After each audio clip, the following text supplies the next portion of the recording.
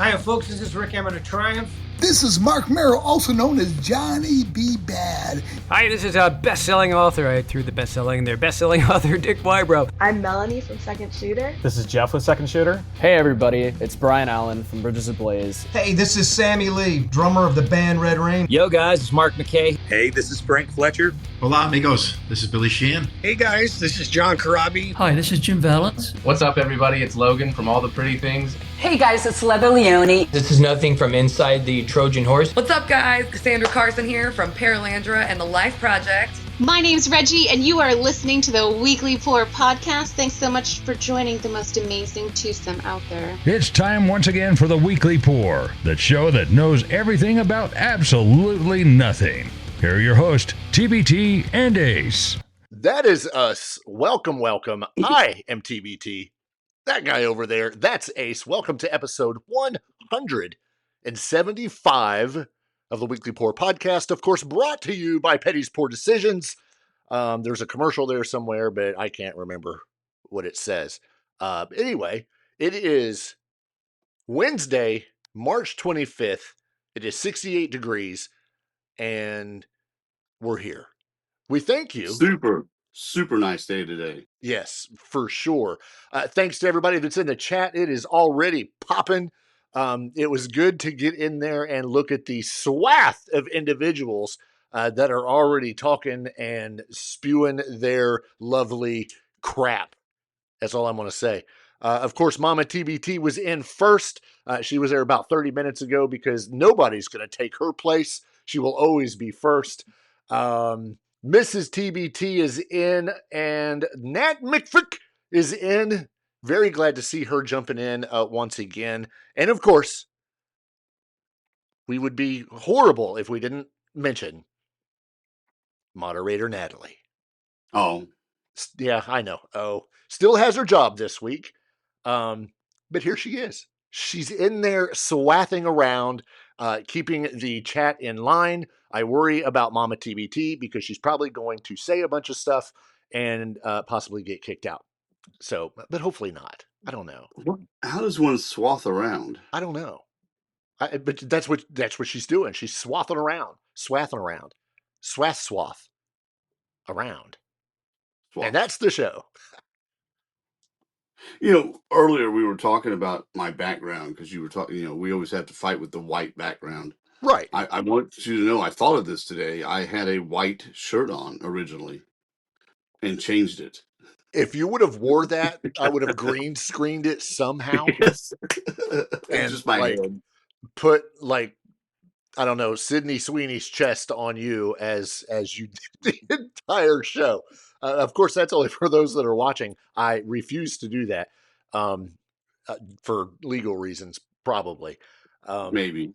Yeah, maybe. But if you're listening to this, we appreciate you listening, whether it is a day after, a week after, or whatever. We do appreciate you guys. Be sure to follow the instructions that moderator Natalie has put in the chat. If you're watching, hit the subscribe button, hit the share button, share it with your peeps, and hit that thumbs up. Thumbs up on the lives absolutely helps us out. If you're listening, please go give us a review wherever you're listening, on whatever platform it is.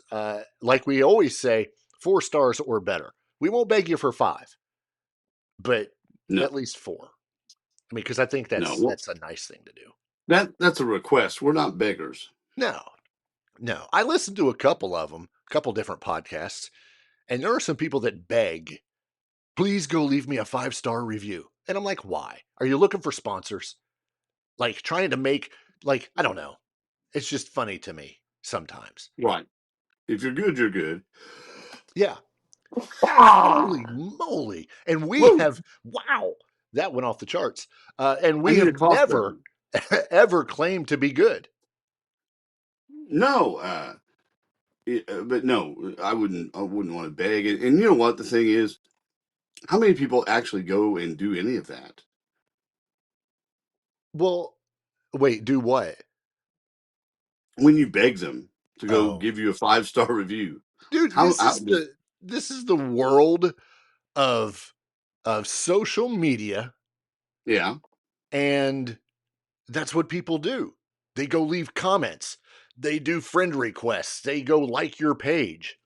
If that's the case, then you guys better all be liking our TikTok, our Instagram, our Facebook, all of it, because we have it. All of those links are in the show notes. But if you don't, guess what? Okay. We're not going to beg Maybe you. that's why I'm a bit jaded on the whole thing, because no one cares about us. Oh, yeah. That's true. I didn't think about it till just now, and I'm starting to get depressed. I just got a text outside of the show come across my screen that said that I looked good in my salmon color. I appreciate that. You know what that is? I thought it was like orange or something. It's maroon, but because I've salmon. got this light up here, I guess like on the screen, I'm looking at the screen, I have it over here, and it looks pink. Salmon. But it's red. It's like What's red. What's the little logo? Old salty bastards. Don't know them. Yeah, Good band? it's not even a band. This Pirate was Rock? this was bought. I just gave myself an extra nipple by pulling that out. That was neat. This was purchased a few years ago in the Grand Cayman Islands by a friend of mine who got one for himself and was like, I like this shirt. It's pretty cool. I'm going to get him one too. And then said, here you go. I was like, oh man, that's cool. What did he buy it and envision you looking good in salmon? No, because he knows that my normal color is black. And they didn't have black. They only had salmon. They literally had maroon red salmon. So he picked it. He was being nice. I didn't turn it down. I was like, oh, that's kind of cool. Because I kind of did like it. There's a design on the back too. I'm not going to show it to you. But there's a design on the back. And I was like, oh, that's pretty cool. And it's from freaking Cayman Islands. And I'm not there like every day. What? Is it dirty? You can't show us because it's what, dirty? No, it's because I don't want to turn my back to our peeps. Yeah. Mm-hmm. See, I tried to play it off, but I mean, who am I to turn down a free gift? How many times have you went through your dresser or your closet and realized how many black shirts you have? That's what I do. I've got black, black, black. Oh, gray, black, gray. It's kind of. I need some variety. I'm more surprised when I actually see color. Exactly. Yeah, because I can open it and everything's black. I mean, we're talking, outside shirts. We're talking work shirts, whatever. It's no black. sleeves. Oh no. 9 times out of 10, unless we're doing this show, and even during this show, sometimes we are in shirts with no sleeves. Because I get hot because I've already got a sleeve that doesn't come off. Right. Why would you want to? Yeah, why wear 2 sleeves, especially when it's however many degrees outside? Sometimes I just don't get it. But to answer your question, I go into my closet daily, and it's nothing but black. Dude, I've got black t-shirts in drawers because I ran out of hangers.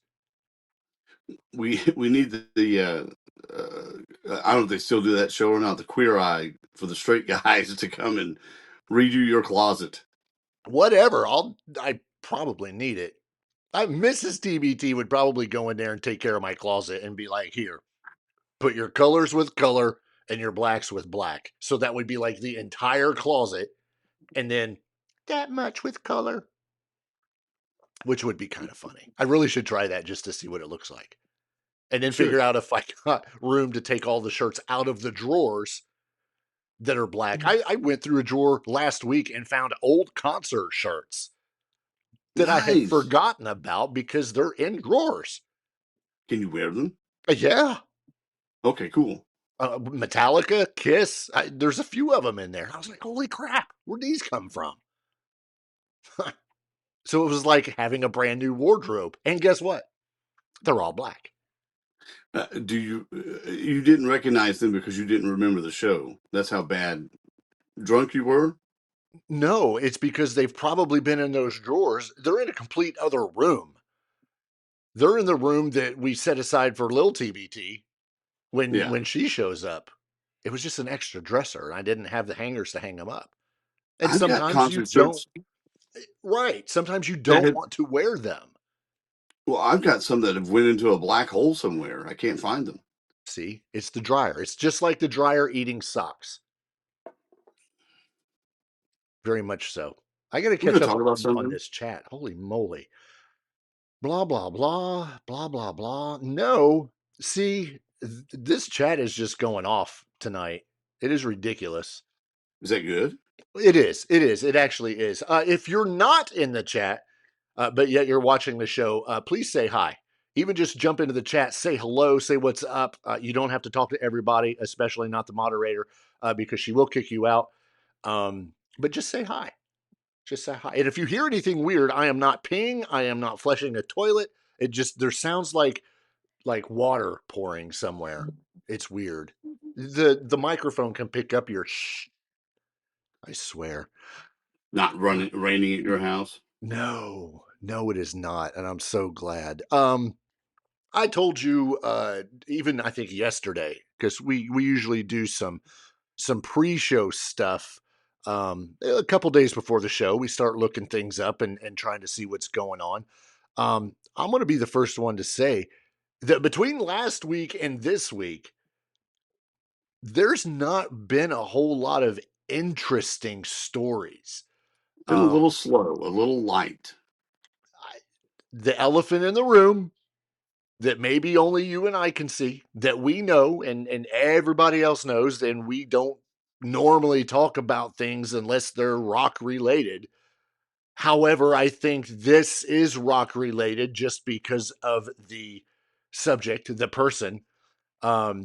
Everybody knows that over the course of the last week, we lost the icon of dumb dad jokes and martial arts. And of course, we're talking about Chuck Norris. He didn't die. No, he took over for the Grim Reaper. Oh, that was good. Well, rumor was he was supposed to be taken by the Grim Reaper 2 years ago, but he kicked him in the face, and the Grim Reaper just now woke up. Exactly. It sucks to hear stuff like that. Sure. Of course, he was up there. He was in his 80s at this point, wasn't he? I think 82 or something. Yeah. Yeah. I saw an article today. I didn't just the headline, and it was maybe a bodyguard or an agent or something that said Chuck loved reading those memes and jokes, and that was the cool thing when he passed. That all those jokes started coming back, and I think I made a comment to you. I know I did to my son. Like, this is the best thing, tribute that people could do. Yeah. Honestly, it's not being malicious. This is people like remembering Chuck, but doing it in that way. That's awesome. Yeah. He was 86. 86. Wow. 86. I've not seen, I also haven't looked for anything, but I've not seen anything recently to give an update of what happened. But I did hear that it was sudden. He's 86, but that, the day before he had been at the gym, doing his normal working out. And then I'm going to assume a cardiac episode, whatever it was. I don't know, because I don't know. He wasn't hospitalized very long. He was hospitalized when he was in Hawaii on Thursday. And then his family posted the statement Friday that he had passed that morning. So for whatever reason, ended up in the hospital, all that, whatever. So it sucks. I mean, that's another icon that was from our standpoint, someone that, we grew up watching from his Missing in Action movies and Delta Force, Walker, Texas Ranger. I mean, it was Chuck Norris. And again, of course, all of the daggone jokes, because it was hilarious, because you had to come up with something. You had to. I don't think anybody is immune to the Chuck Norris jokes. And it's No, they're still popping up on social media. I still see them. Oh, for sure. Exactly. And they make me chuckle. Yeah, because, I mean, there are so freaking many of them that you kind of forget how good some of them were. I also forgot just how bad some of them were, too. And those need to stop. But what do you do? What do you do? Jumping into some news, I'm looking to see real quick. I don't see the Viper. He's going to be very disappointed that he wasn't in to hear this story, especially since it relates to one of his all-time favorite bands, Skid Row. Sort of. Skid Row's Rachel Bolan has announced his debut solo album, which is titled Gargoyle of the Garden State. It will be released on June 12th, and the LP, which will be made under the Bolan banner, was produced by Nick Raskolita, because I can't pronounce it, who previously worked on Skid Row's 2022 album, The Gang's All Here. And more importantly, this is an album I know that Rachel Bolan has been talking about for a very long time. Wanting to get out and do. But this is one of those albums that you get. They're all doing this now. Everybody has special guest appearances. Right. Everybody has. I mean, even Ozzy, had special guest appearances on his albums. That one album, not Patient 19, but the one before it with Post Malone and all these people. Or Patient number 9, I'm sorry. Patient number 9. Right. Exactly. Well, you and I have joked numerous times about the fact that this one individual person ends up showing up in absolutely everything. Number one, because he's good. Number two, because he's freaking talented like crazy. And number three, why not? Well, guess what? And number 4, people just remembered that he exists all of a sudden. Right. Like, where did that come from? I don't know. But now, of course, if you're not a regular listener of the show, you're not going to know who we're talking about. If you are a regular listener, unless you fell asleep, you don't know. But of course, it's Nuno Betancourt, who, yes, is one of the special featured guest appearances on this new Rachel Bolan album. Other guest appearances include his bandmates from Skid Row, Dave the Snake Sabo, Scotty Hill, Rob Hammersmith, as well as Corey Taylor, of course, from Slipknot and Stone Sour. Nuno Betancourt, as we've already mentioned. Steve Conte from the New York Dolls. Damon Johnson from Brother Kane and Leonard Skinner. There's a lot. According to the press release, Gargoyle of the Garden State is a bold, deeply personal debut rooted in the grit, attitude, and storytelling spirit of Rachel Bolan's New Jersey upbringing. It is very punkish. Right, you listen to some of this. Well, the first single, which is called "At War with Myself," that has been released. It is out. I listened to it, and I think I text you, and I was like, "Yeah, I listened to it. It's very punkish." I'm not much of a big fan of punk music, but this absolutely fits Rachel Bolan's attitude, his scene. This is definitely him. And when you say punk, you don't mean the power pop punk of the mid 2000s. You mean early 80s, late 70s punk, right? Yeah, I'm like Ramones, kind of like punk. Sex Pistols. Yeah, exactly. It's not bad. It's not bad at all. It's just, this is one of those I think that's going to have to grow on me. But super stoked that Rachel Bolan actually got this out. It's very cool. I know it's something he'd been wanting to do for a while. And when did I say the rest of it was coming out? I probably didn't. Yeah, June 12th. June 12th was when we'll get the full album. I do not have a track list to go through, so I can't cover those. But still, there is the one song that's out now you can check out. It is called At War with Myself. And again, that's Rachel Bolan. That's Rachel with an E. Bolan with an A. What? There's a lot of cool music coming out. I mentioned last week about the Jeff Tate song. Yeah. Power. I don't know if you had time to listen to it, but it's pretty high intense stuff. Nice. That's leading up to Operation Mindcrime 3. And the one I was really excited about that I had no clue was going to come out was the new Nickelback song. Right. You sent that to me and I looked at it and I was like, oh, okay. What was the name of that? Hang on, I'm pulling it up. Because there may be more to that story. Bones for the Crows. Okay. Yeah. All right. Let me add a little bit to this bones for the. Okay. Go ahead. I think I know where you're going. Maybe you just saw this. So Bones for the Crows, Nickelback. Everybody gives Nickelback a bunch of crap.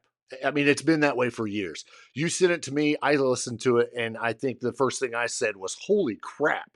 I like this. Like it's a rocker. It is just it's good. Yeah, is it Nickelback? Absolutely. It's got some grit to it, though. Oh my gosh, very gritty. It has also been named again. It's Bones for the Crows. This song has also been named the official theme song by the WWE for WrestleMania 42. And I know a lot of you are probably going, "Oh, that's great." You have no idea how important or how big of a deal it is for your song to be named an official theme song for WrestleMania, which is the Super Bowl of professional wrestling over a course of 2 days. Right, because if you haven't watched any of these pay-per-views ever, what they do is they pick a song like this, and then they play it. Yeah. During every break, they play it any chance they get. Beginning of the show, end of the show, middle of the show, they play the heck out of that song. Yeah. And if it's a good, catchy song, you start, man, who is this? I need to find out who this is. I've picked up a couple bands like that. Exactly. As have I. It was the day after you sent me that song that I heard that had been named the official song for WrestleMania. And I was like, man, how iconic is that?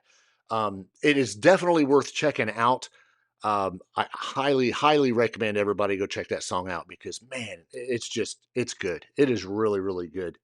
Right, and that's what I've been waiting for because Get Rollin' came out in 2022. My gosh, has it been that long? I know. And I took the wife on that tour that that summer. That would have been probably summer, 2022, 2023. So this is exciting because we're getting new Nickelback because that last record, Get Rollin', kind of started a bit of a resurgence for Nickelback because, as you said, they've been the redheaded stepchild of rock, for a handful of years, a bit undeservedly. I mean, they started coming back around. People started kind of getting over it a little bit. Yeah. And now I think it's good that when you're an established band, you take a break like this. Now you're back, and now people want it. They want the tour. They want to see you. They want to hear the record. I think it helps. Oh, it absolutely does. And I really think the continuation of social media actually helps because, with whatever you're doing, reels or videos for TikTok or whatever, one of the biggest things is always add music. And people are finding, well, we have found bands on a platform like TikTok, some of which we have featured on our Pour of the Week. Right. And a lot of people use different songs. And I have heard so many just use various Nickelback songs, even if they're funny videos, with just the line, "Look at this photograph." And it's a hilarious video, but that's bringing these bands back into focus. And people are, oh man, I completely forgot about Mustaine. I forgot about Nickelback. I forgot about, this, that, whatever. So I guess it kind of helps. And I'm glad this came out because if this is an indication, I've said this before, if this is any indication of what the rest of this new music is going to be, we're in for a treat. A Yeah, swath and of treats. I think it'll be fine. I think if it's even close as good as the last record, yeah, we'll be fine. Yeah. You and I have a mutual friend who's a big Nickelback fan, and whenever I talk to him about music, which is almost weekly, or concerts that we're going to, or something like that, he always says, and of course, I wish Nickelback had come back around, and he has been saying that for 4 years. Guess what? It drives me nuts. I'm like, dude, they need a break. Yeah. Wish they'd come back. Well, they're coming back. Oh yeah, for sure. So it's good. It's good to see them going again. I'm looking forward to them hitting the road, doing some touring, because I would absolutely love to go see them again. So yeah, definitely check that out. I guess they've been spotted collaborating with Sammy Hagar, Tommy Lee, and Charlie Benetti as well. To get some more stuff out there. I wonder what that's going to indicate. Well, I would say just wait for that, and I'm sure they'll be also working with Nuno Betancourt. You got it. You're right. It's funny you bring up Charlie, because that actually leads me to my next story. While we're talking about new music, over the past 5 decades, okay, I'm just going to stop right there. 5 decades. The band Anthrax has released 11 studio albums. They've been awarded gold and platinum certifications, received 6 Grammy nominations, and toured the world since 1984, playing thousands of shows, including headlining Madison Square Garden and playing Yankee Stadium with the Big Four, which of course was Metallica, Megadeth, Slayer, and Anthrax. We're getting new music also from Anthrax. Charlie says that the upcoming Anthrax single is an effing banger of a song, and is definitely a love letter to the fans. There was a recent interview where, of course, Charlie, being the drummer for Anthrax, spoke about the band's long-awaited new album, which is scheduled to come out later this year via Megaforce Records. I'm sure everybody's heard about that. The mixing sessions, as well as some of the recording sessions, took place at Dave Grohl's Studio 606 in California. And Anthrax is once again working with producer Jay Rustin, who previously helmed For All Kings and worship music albums for Anthrax. There are no clues about this single. There are no clues about this album. The only thing that's being said, and I'm pretty sure we said it last week from another band when they were talking about their upcoming album, it's basically that this is the album. Like, this is it. 15 to 20 songs that were written, and you like one, and then you go to the next one, and it's good. And basically, it was being said that it's not something where you're going to go into an album and skip songs, which is great. We've mentioned that before, how an album is always great when you don't find a song to skip. Charlie adds in an interview, says this Anthrax record is a very important release to us, so we're going to, of course, make the time to fulfill doing as many shows as we possibly could in support of this record. So there you go. You can expect a tour from them as well, with this new album slated to come out later this year. I cannot wait. I have been a fan of Anthrax for, probably all of those decades. There were the days of John Bush, of course, from Armored Saint, who sang on some albums with Anthrax. I loved his work with the band. Right, and he's the one that's a bit fans are a bit hit and miss with, right? Right. I love Joey Belladonna, mm-hmm. and that melodic tone that he takes with their stuff. Yeah, and I don't have a problem with. I don't have a problem with either one of them. It was just those that John Bush. That just, it almost came to a very dark Anthrax. Almost just gothic. And it could very well have been just the sign of the times, with the way music was going at that time. But man, it was also good. All of Anthrax music has been phenomenal. It is not for everybody. I get that. It's not for the weak of heart sometimes. But it's fun. It's Anthrax. It's not just a cow disease. It's a band. And a cool thing, I mentioned Joey Belladonna, and just as a side note, what I think is fun about him, and this is how good of a singer he is, he does a Journey tribute band on the side. Right. Right. So he's got that type of vocal range where he can sing that stuff, and it's totally different than Anthrax. It's not even what you would think he would be doing. This is the same guy that will go out and belt the freaking national anthem at a freaking baseball game. Right.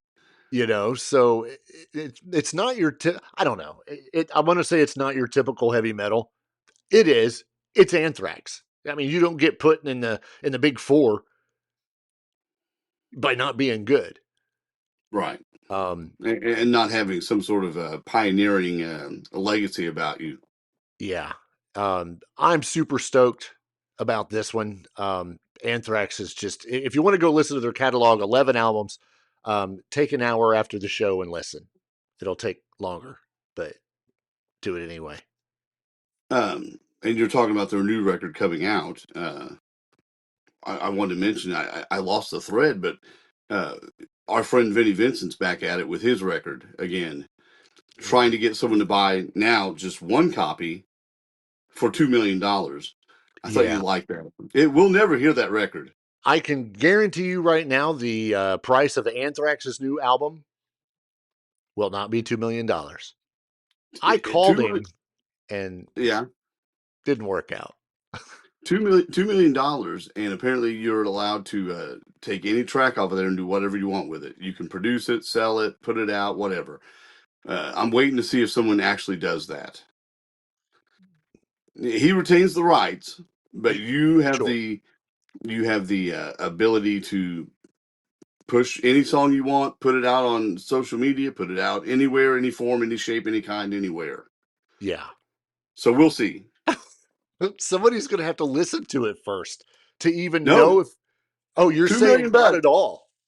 You pay $2 million, sight unseen, and trust that Vinnie Vincent has made the greatest rock record ever, as he says. Man, would you, as a record executive, do that?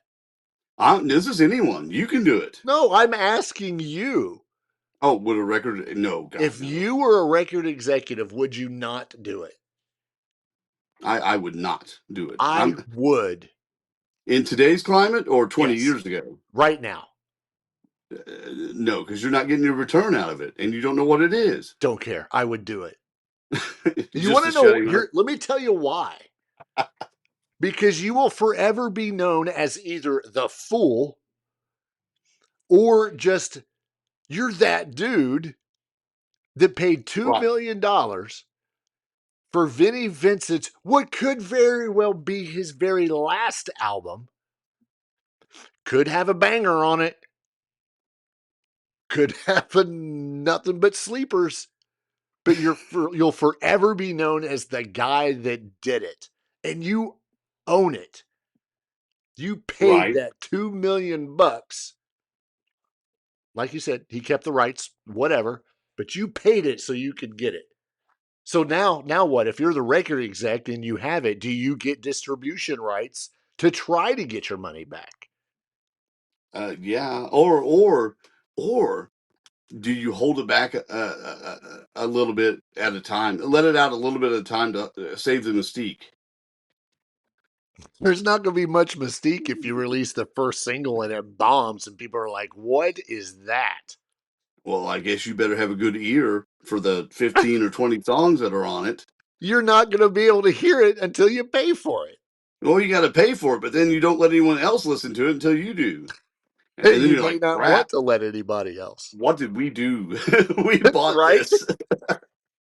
Oh, my gosh. Now, you have to have a little bit of faith in Vinnie in the fact that he is an established songwriter. He's actually really, really good. But it's been a very long time since we've heard anything from him. Well, last time I think we heard anything was Revenge, the Kiss Revenge record that I know of. Yeah. And that was in, what, 92? Something like that? 91, 92?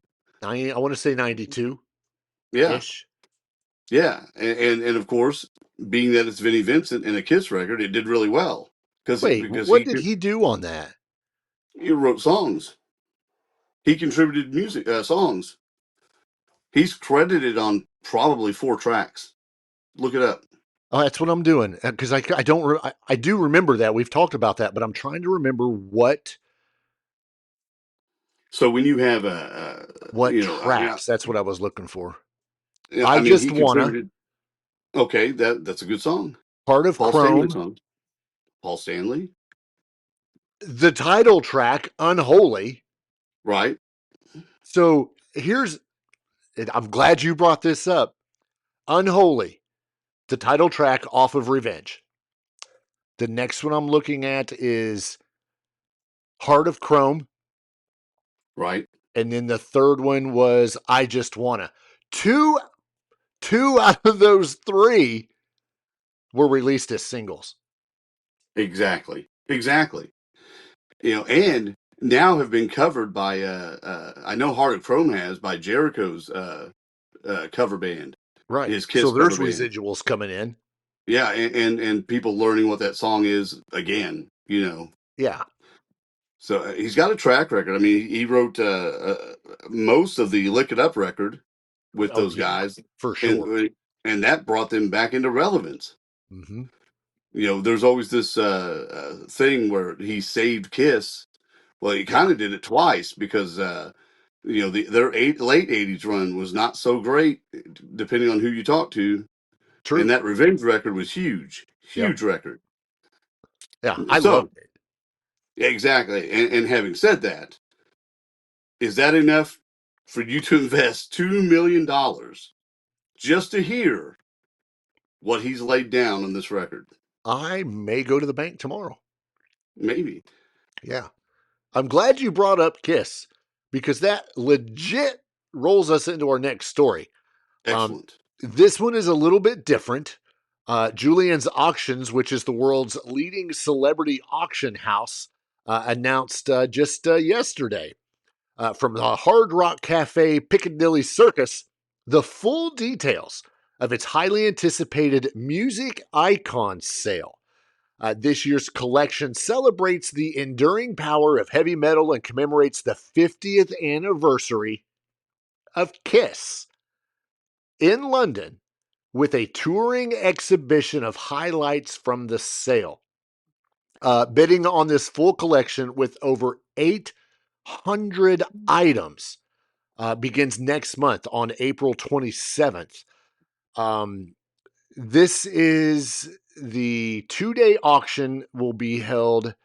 So highlights and registration are now available if you go to their website, and the 2-day auction will be held May 29th and 30th live from the Hard Rock Cafe Times Square in New York City.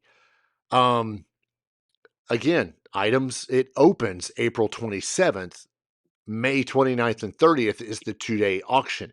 Why this is relevant to Kiss a little bit more is because the Traveling Music Icons experience includes an extraordinary collection of some of the most powerful and influential guitars ever to hit the auction stage.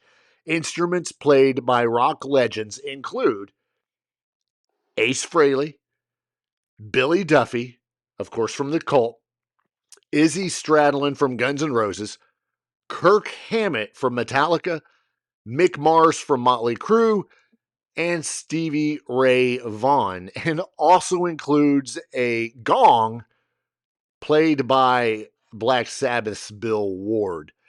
At the centerpiece of the collection, we're going to go right back to it, is Ace Frehley's 1975 Gibson Les Paul. That is one of the most historically significant guitars in rock and roll. From the very beginning of his career, this instrument was Frehley's constant companion, accompanying him on stage and in studios with Kiss more He played than it all the time. more than any other guitar in his arsenal.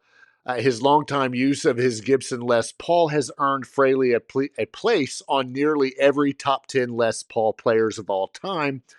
The most important part for this is that guitar is expected to fetch. I have to decide between this or picking up Vinny's album. That guitar is expected to fetch anywhere between $400,000 and $600,000. It is, man, as a fan, Wouldn't it that is be great? absolutely worth it. Could you imagine that hanging on my wall? Oh yeah, I didn't I say would have your to wall. plug I it just in. want to say my wall. I'd have to plug it in and see how it sounded. Not nearly as cool as if Ace, the other Ace, the real one, played it. Oh my But gosh. but yeah, that would be awesome. And it makes me wonder where they get these projections from. And do they just throw Oh, those numbers out there to whet the appetite of people that might be bidding to yeah. make sure they bring their money? Oh, absolutely. I guarantee it. Um, so because of reading that, and it might fetch nearly $1 million. I went to the website and I was like, I want to go and look and see what else they have. So these are the heavy hitters from this auction. Again, we got to remember, I said there's over 800 items in this thing.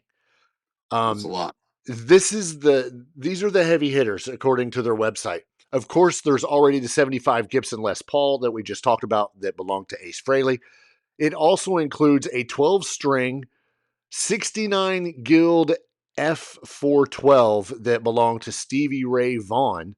It is the 12-string from his iconic MTV Unplugged set. Oh yeah. There is also the Ouija ESP Custom Holy Grail for Metallica fans from Kirk Hammett. It is serial number 0001. Also included in this, this isn't a package deal by any means. There's also an 87 Gibson HR Fusion, which is a guitar seen in the Welcome to the Jungle video played by Izzy Stradlin. And the face of the Colts Sonic Temple album cover, Billy Love that Duffy's cover. 76 Gibson Les Paul. Golly. But just wait, there's more. More than just guitars with over 700 lots up for grabs. There's also a rare percussion, which is the gong that I mentioned, the massive stage used Zildjian gong from Bill Ward.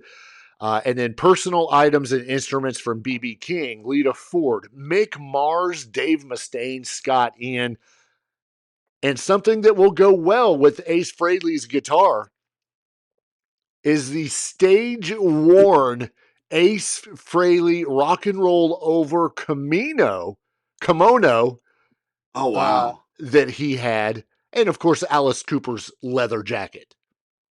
Which one? Who knows? You cannot. You can't go on and look at them right now. They don't have everything up. What you can do is you can go to the website juliansauctions.com and you can see a few things, but they don't have anticipated prices, anything like that, because it's not open yet. However, what you can do is you can go look at some of the other auctions that are going on, because I found this interesting. Some of the other auctions right now include American Music Honors Experience, Whoopi Goldberg, the collection. It's apparently part 2 because I guess the first one went well. Roberta Flack. There's just a bunch of different auctions. This made me think of one that happened just a few weeks ago, which was the Jim Irsay collection. Yes. And the impressive amount of rock memorabilia that man had, and that he would take on tour. And you could go see all of these cool things. Yeah. But speaking of guitars, and we're thinking that Ace Frehley's guitar is going to get what, $400,000 to $600,000, we think, at auction. So this auction for Irsay, David Gilmour's Black Strat sold for $14.5 million. It's ridiculous. Yeah, right. And that's the most expensive guitar ever sold. Yeah. And there were several others.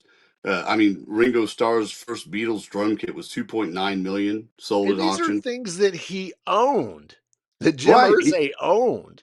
He went out and procured these things. This is a personal collection that he eventually just had so much of it, he had to take it out on tour. And what's really cool about that was that he not only did he take it on tour, but he also had a whole show out of it where he had a band. And he would not just bring in anyone. He had people like Kevin Cronin in the band and just other stars that would come in and play together and with him. I mean, what a life. Now you own a football team, you buy all kinds of cool stuff, you sing with rock stars terribly. Terribly. Yeah, exactly. But it's cool, right? Very. We're in the wrong line of business because we're obviously not going to this auction. Right. So the full multi-day auction took in 93 to 94.5 million. So it makes me wonder what these other ones will do, because that's a lot right there. That's a lot of money. That is crazy. I didn't even pull up a full list. I just pulled up a handful. So man, you come over here to my house and do an auction, you're gonna be lucky to get like 50 grand. That or right behind your head's worth of 2 million. 2.4, thank you. Exactly. We just mentioned that Alice Cooper's leather jacket will be in the auction as one of the items. Just a quick snippet on Alice Cooper because I thought it was cool. And again, this is Alice Cooper, and nobody thinks that this would be Alice Cooper. But exactly, which is why it's even greater. 2 days ago, according to Hello Magazine, Alice Cooper and his wife Cheryl renewed their marriage vows on Saturday, March 21st, during a ceremony at the historic Wrigley Mansion in Phoenix, Arizona. That's not the kicker. The kicker is that this was their 50th wedding anniversary awesome. for Alice and his wife. So I thought that was very cool. Worth a mention.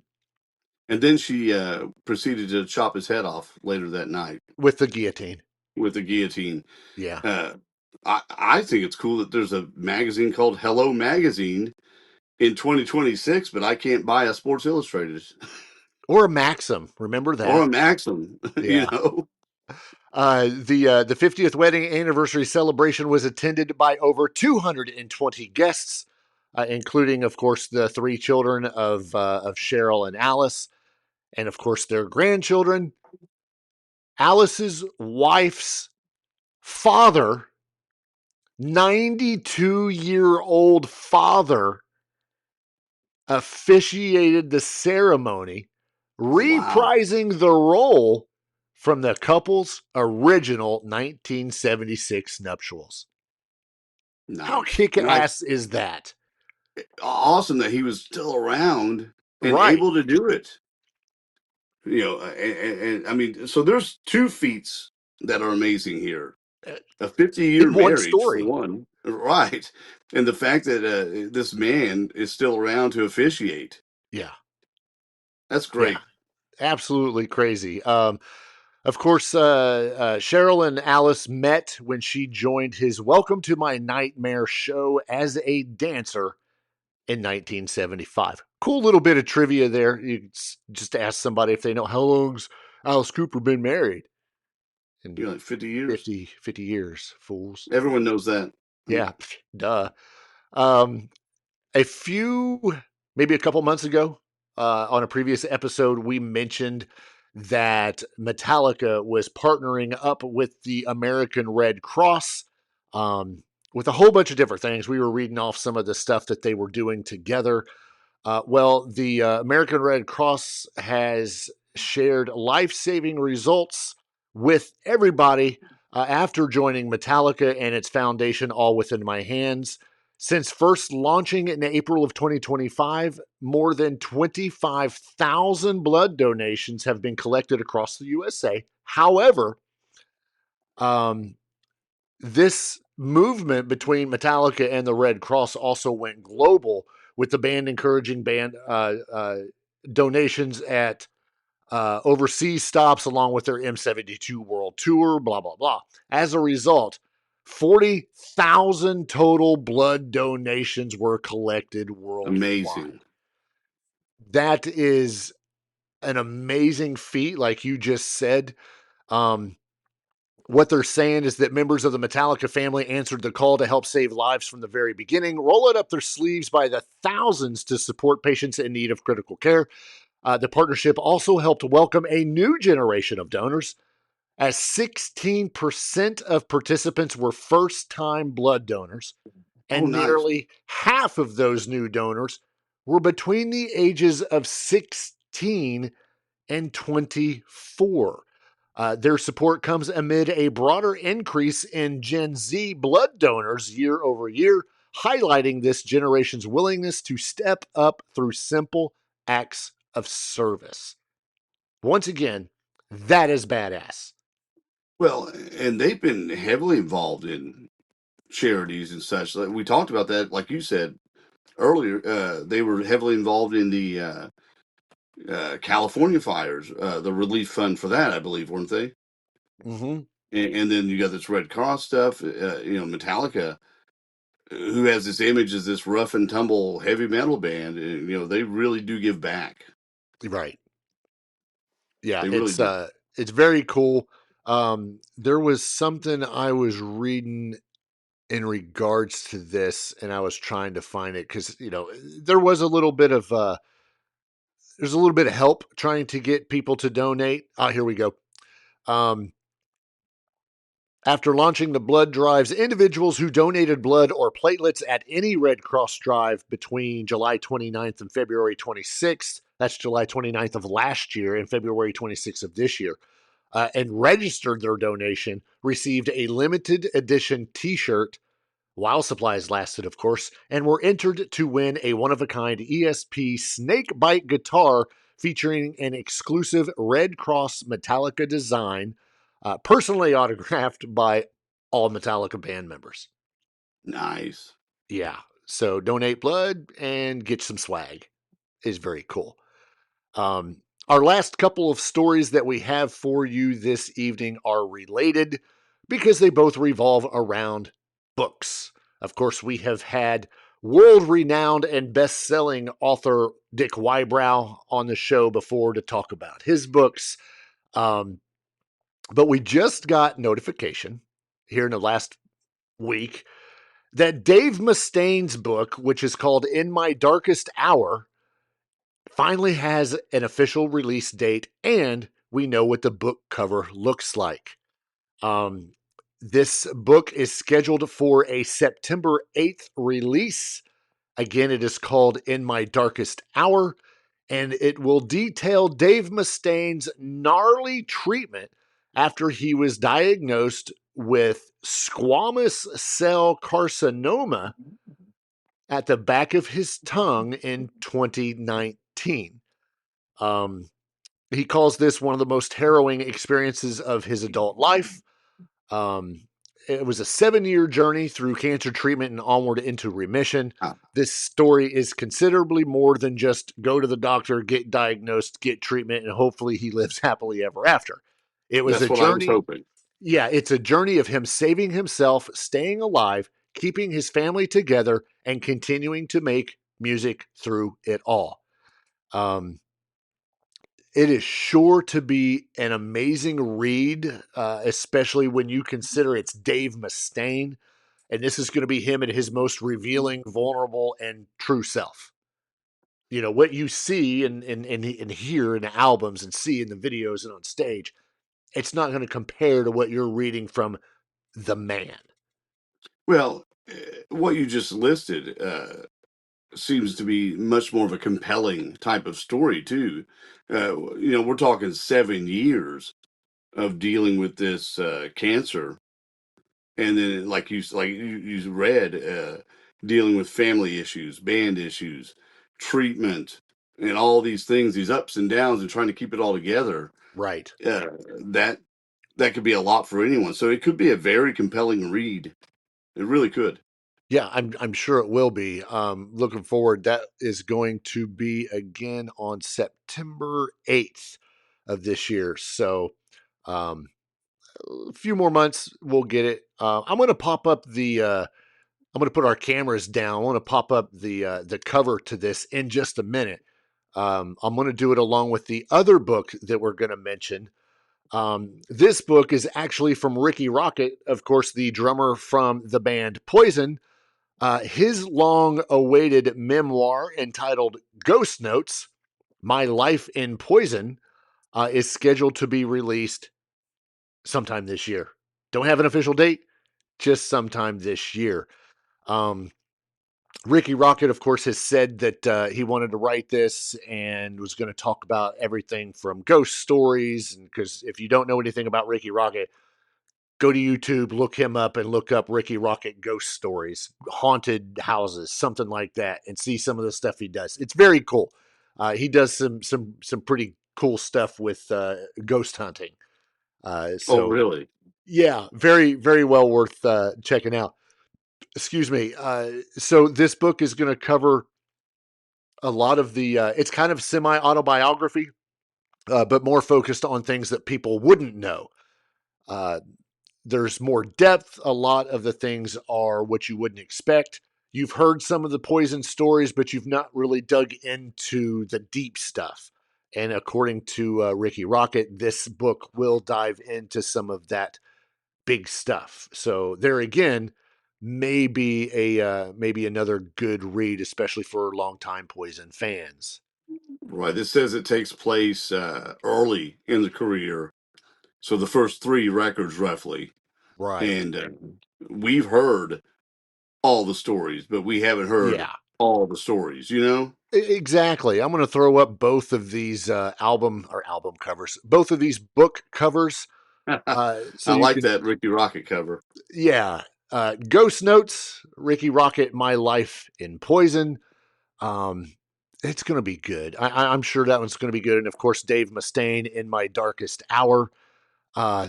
That is absolutely the font that I would expect a Dave Mustaine book to appear. That looks like an L. Ron Hubbard book. Yes, that's exactly what it does. Ghost Notes looks like it should be on the Discovery Channel, following whatever that Ghost Hunter show is. I didn't know he was into ghost hunting. Oh, for sure. Let me pull these back down. Absolutely. I'm going to assume that they're still on YouTube, but totally worth checking out. Just go Google this stuff and look up Rikki Rockett ghost hunting, something like that. I don't. It's pretty interesting. Some of the stuff and some of the stories that he tells is really good. We don't really have that much left, other than the fact that because of the chat, I have to ask you a question, and this question comes to you from Kathy. Oh no! Are you wearing her Judas Priest shirt? No. Are you sure? No.